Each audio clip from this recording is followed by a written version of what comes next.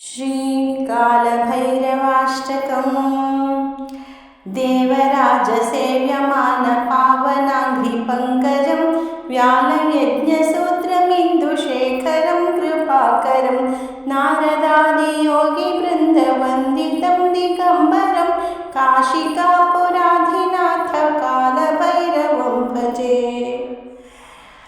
भानुकोटिभास्वरं भवाब्दितारकं परं नीलकण्ठमीप्सितार्थदायकं त्रिलोचनं कालकालमम्बुजाक्षमस्तशूलमक्षरं काशिकापुराधिनाथ कालभैरवं भजे।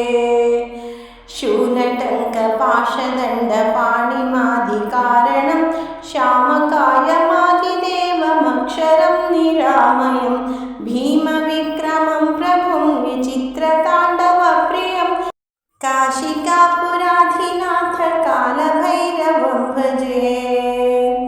भुक्तिमुक्तिदायकं प्रशस्तचारुविग्रहं भक्तवत्सलं स्थिरं समस्तलोकविग्रहं निक्वणन्मनोज्ञहेमकिङ्किणीलसत्कटिं काशिकापुराधिनाथ कालभैरवं भजे।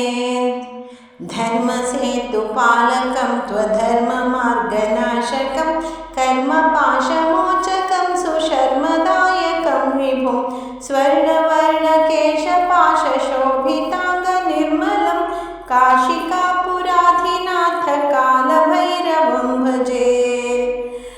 रत्नपादुकाप्रभाभिरामपादयुग्मकं नित्यमद्वितीयमिष्टदैवतं निरञ्जनं मृत्युदर्पनाशनं करालद्रंष्टभूषणं काशिकापुराधिनाथ कालभैरवं भजे। अट्टहासभिन्नपद्मचाण्डकोशसन्ततिं दृष्टिपातनष्टपापजालमुग्रशासनम् अष्टसिद्धिदायकं कपालमालिकाधरं काशिकापुराधिनाथ कालभैरवं भजे। भूतसङ्गनायकं विशालकीर्तिदायकं काशीवासिलोकपुण्यपापशोधकं विभुं नीतिमार्गकोविदं पुरातनं जगत्पतिं काशिकापुराधिनाथ कालभैरवं भजे।